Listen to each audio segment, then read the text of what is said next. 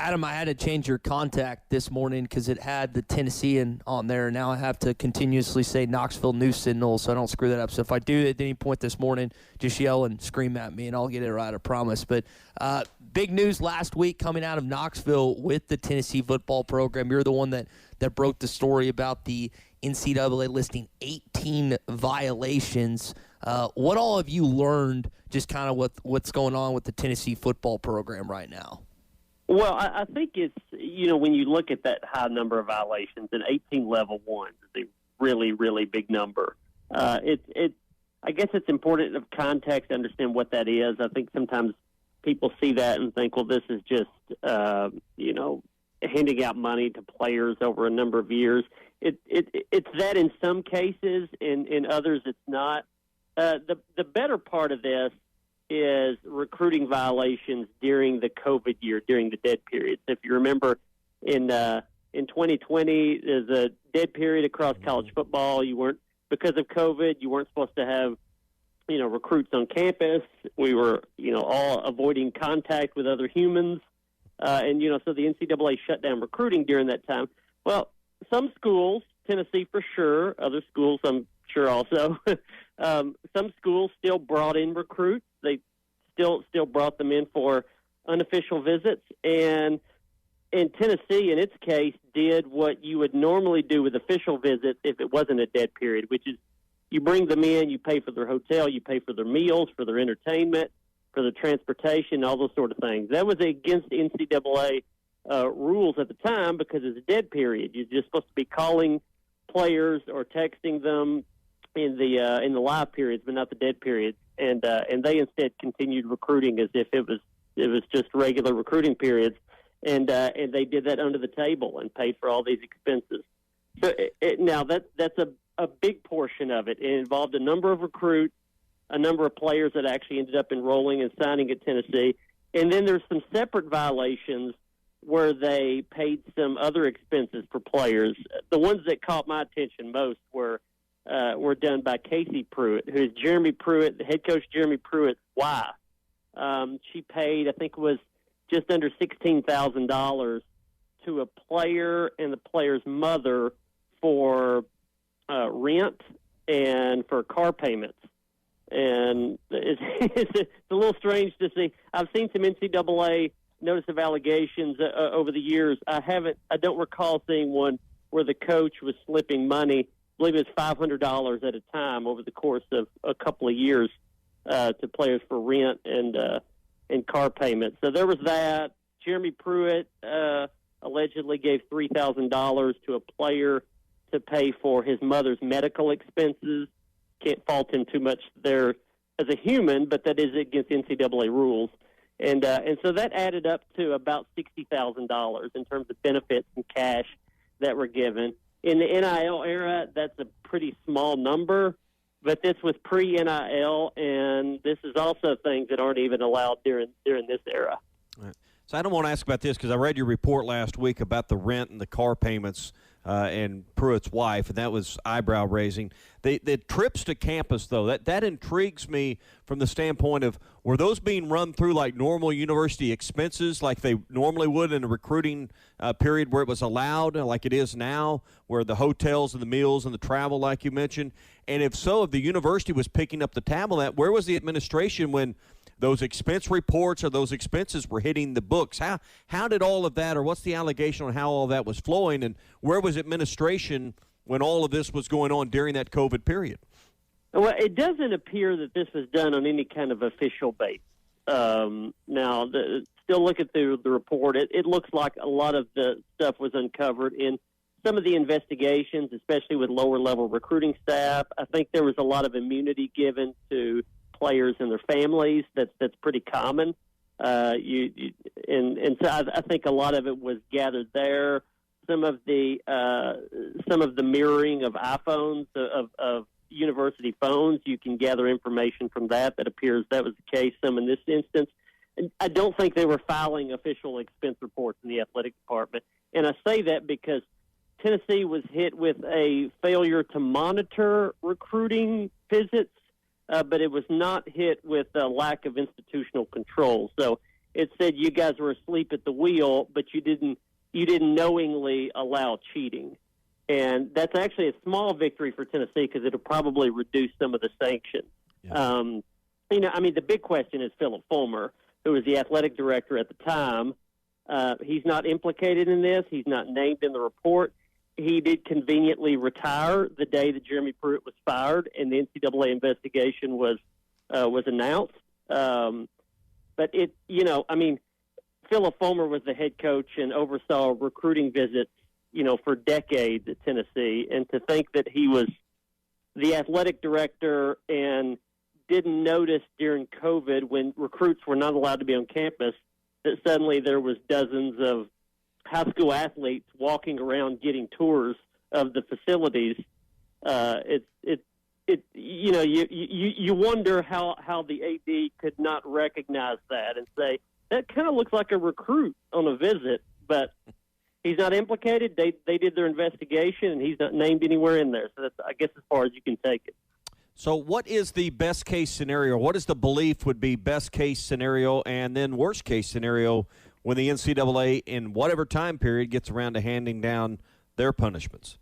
Well, Tennessee has 3 months to respond, and it's another 2 months for the NCAA to respond to their response. This will probably go till early next year unless they can sort of agree on some penalties, which is possible. There'll be some negotiations in there. Could grind the wheels a little bit if Tennessee has to have Pruitt and the other coaches agree to the penalties. I don't think they're going to agree to a show cause, even though I would say that's likely a show cause order for Pruitt, at least 2 or 3 of his assistants, the recruiting staff. Those guys are in the NFL, are coaching at high school now, so it's not going to affect them that much. It would essentially ruin Jeremy Pruitt's coaching career in college. And, that's a guy that would be a sought-after defensive coordinator anywhere. He was an analyst in the NFL last year. I suspect that's probably his route going forward. So show calls for those guys. Tennessee's already cut about a dozen scholarships last year, self-imposed. I could see them cutting a few more maybe this year. I think they're about 5 or 6 under the 85 now. I would expect the NCAA would say you got to cut a few more, and I would expect the NCAA would vacate probably most of Jeremy Pruitt's wins because there were ineligible players we know now playing in those games. That doesn't really, that's a stain on the program. I don't know that it changes that much. He was 16 and 19 in 3 years, had 1 winning season, won the Gator Bowl over Indiana. So if you want to erase that from the media guide, I would say Tennessee would probably be perfectly fine with that. What they don't want is a bowl ban. They did not self-impose that, and new NCAA legislation is supposed to suggest that you don't do bowl bans or things that punish current players when it was primarily former players that were implicated. And so Tennessee's hoping that holds up and they don't get a bowl ban, but we probably won't know till after the season. We're talking with Adam Sparks this morning. He broke the story last week about the Tennessee football program for the Knoxville News-Sentinel. Now, you just alluded to it, Adam, the self-imposed stuff, and it was self-reported violations, which I always find kind of interesting because it sometimes seems that the NCAA even puts the hammer down harder on some of these. Just kind of your thoughts on how Tennessee went about this, and did it have to do with them trying to find dirt on Pruitt, seemingly, when they were trying to get rid of him, and maybe it ends up backfiring on him now today? Yeah, he was a coach that was going to be on the hot seat anyway, and so the Senate can look at this and say that this worked out well for Tennessee, that you found cheating and you pushed a guy out the door who maybe would have been pushed out the door not too long after that anyway.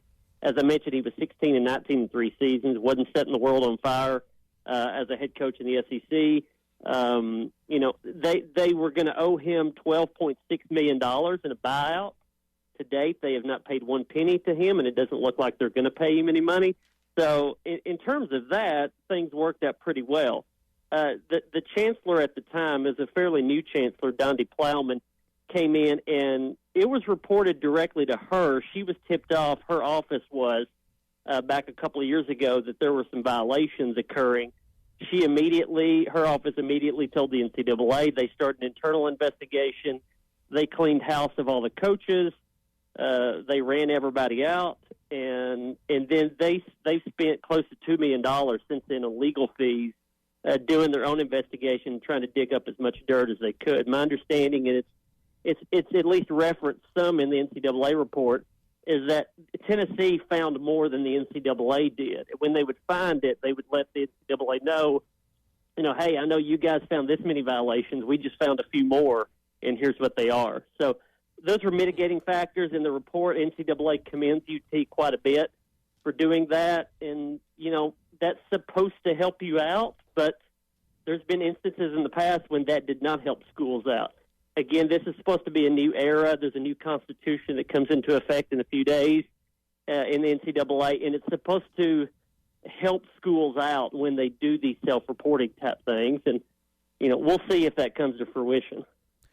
Adam, with the COVID year and you mentioning that Tennessee had or allegedly had guys on campus, I wonder how much that occurred across college football, particularly in the SEC. I would think that it was pretty prevalent that people were breaking rules. How much do you think that was going on during that year? I mean, we'll probably never know. I mean, you heard it back then, and I've heard it a little more since, that, what Tennessee was doing, other schools were doing. I would say the problem with Tennessee is that they were doing it more brazenly. They were bringing a lot of recruits in. It's not like it was one hotel and one restaurant they were using. And again, there's not anything wrong with doing that under normal recruiting circumstances when you have official visitors. But if you look through the report, there's like 20 different hotels and just dozens of different restaurants, and they're in Knoxville. They're going to nearby Gatlinburg. There's nail salons where all the moms of the recruits were going to get manis and petties, and so this was in plain view around Knoxville if you knew what to look for. And I think probably other schools did that, but they did it more discreetly. I mean, if you can say anything, you can say Jeremy Pruitt cheated in a way that a lot of other coaches cheat, but he did it really poorly. And I do think my theory is that some of the other stuff probably wouldn't have been found out had that not occurred. I mean, they're paying for benefits for a few $100s here and there. These impermissible recruiting visits that tipped off Tennessee and the NCAA, and then they look further into it, and then they find out that the coach's wife is paying for rent and car payments of players. My theory is that they wouldn't even have found any of that other stuff had they not been looking for these low-level recruiting violations. Yeah.